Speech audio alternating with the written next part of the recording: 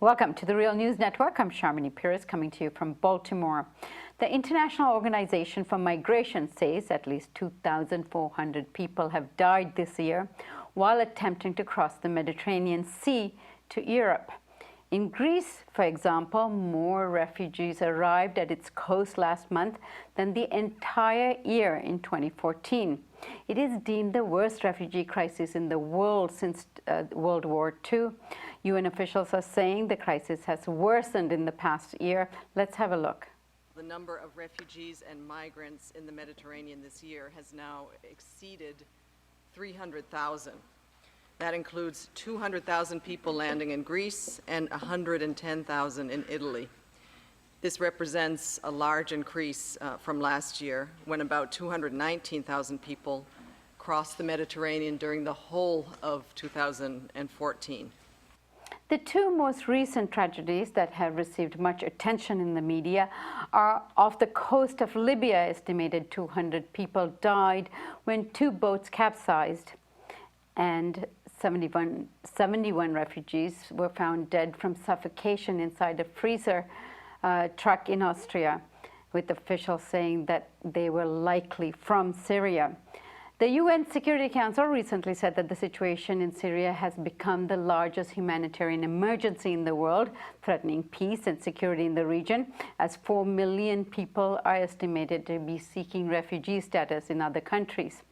Now joining me to discuss all of this is Vijay Prasad. Vijay is a professor of international studies at Trinity College and author of many books. His latest is Letters to Palestine, and he joins us today from Northampton. Thank you so much for joining us, Vijay. Pleasure. Thank you. So, Vijay, this humanitarian crisis that the UN is referring to has, of course, worsened.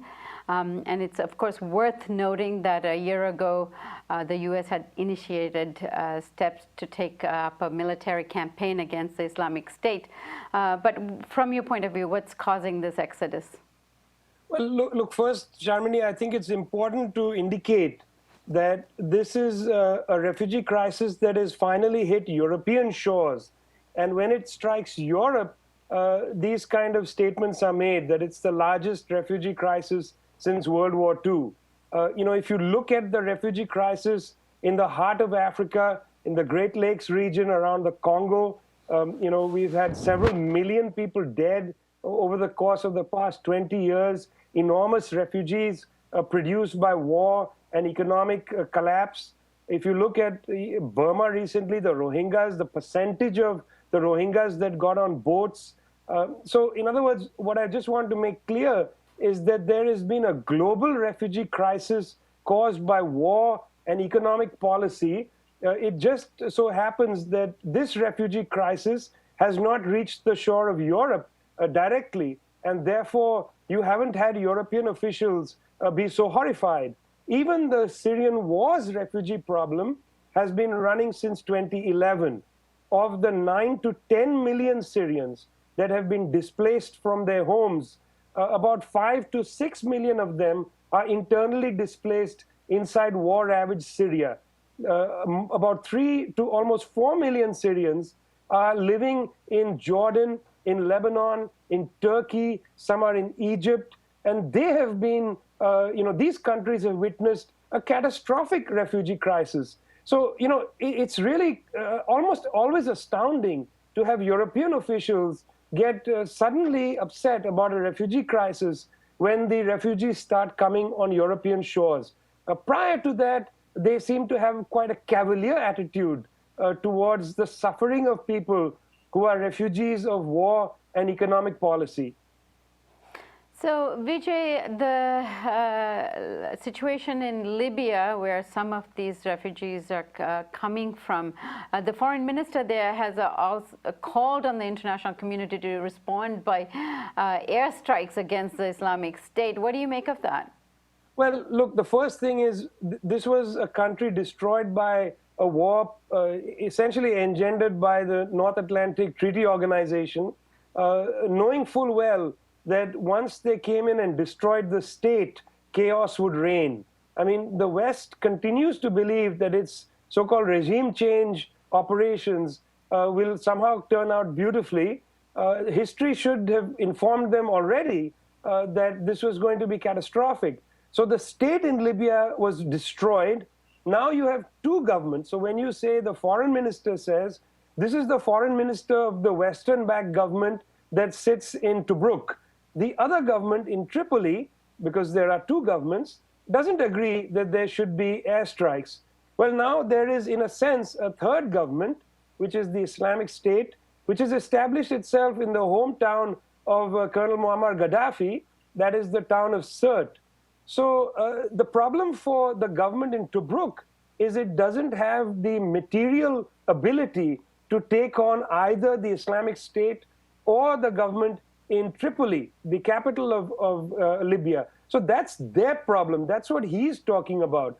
A very interesting development came from the European Union, where there was a suggestion, if they got a UN authorization, to use armed force against the boats used by smugglers that were coming across the Mediterranean. This is a remarkable thought, almost Orwellian plot from the European Commission, that they would use armed force somehow to destroy dinghies that were sitting near the Libyan coastline. The problem for the Europeans was even to bomb inside Libyan territorial waters, they would need UN authorization. And there's no way they're going to get UN authorization. So in a sense, the kind of saber rattling that came from the Europeans that once more, raised the hopes of the one government sitting in Tobruk that Western airstrikes would start again, that crazy plan from the Europeans, of course, went nowhere except, of course, to raise the hopes of the government in Tobruk, which is not going to happen. I mean, the Europeans are not going to, at this time, bomb in Libya. The only powers that have bombed in Libya since the NATO bombing ended have been Egyptians and the United Arab Emirates. But even they are not keen at this time to bomb the ISIS targets that are in Sirte. Vijay, in order to stop this exodus that's going on, people taking such great risks and putting their lives into the Mediterranean, essentially, what is the solution? Now, the Iranians have tabled a solution, and you have written about the possibility of a regional solution in the past. What can be done? This is a very important issue. 6.5 to 7 million, perhaps close to 10 million now Syrians are internally displaced. So the numbers that are going through Hungary, Macedonia, these are very large numbers, but they're nowhere near the numbers of people who are facing extraordinarily hardship and dying in large numbers inside Syria. In order to stem the tide of at least the Syrian refugees, the refugees from war, I think it's very important for the sober powers of the world to move towards some kind of ceasefire in at least as many parts of Syria as is possible. The Iranians are very keen to have a ceasefire that involves the regional powers, because after all, many of the groups fighting the Damascus government now would not be able to continue their work without without support from Turkey, from the Saudis, from the Gulf Arab states, and others as well, including the United States and Jordan. So the Iranian plan essentially is to bring the proxies of these regional powers and the Assad government to some kind of agreement.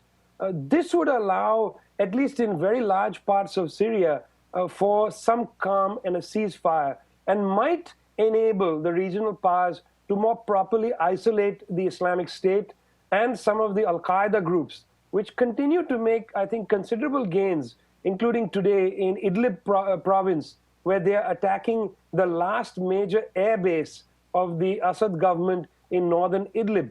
Meanwhile, if this was not enough chaos, the Israelis have been bombing near Quneitra inside Syria and creating a more difficult situation for the civilians who have been trying to cross into Lebanon. So, the idea that the Iranians have, I think, is a humanitarian idea. Whatever their motives might be, whatever the considerations of geopolitics people might have, I think the plain humanitarian road here is to honor the Iranian proposal and to try to make whatever ceasefire is possible at this time so that the 10-odd million displaced people inside Syria can live with some kind of stability, and that some of them who are trying to flee the country might decide that there's a chance for them to build a future inside Syria. Vijay, we'll be following this, and we'd like to deepen this analysis and the proposal you have on the table. So I hope you join us again very soon. Pleasure. Thank you. And thank you for joining the Real News Network.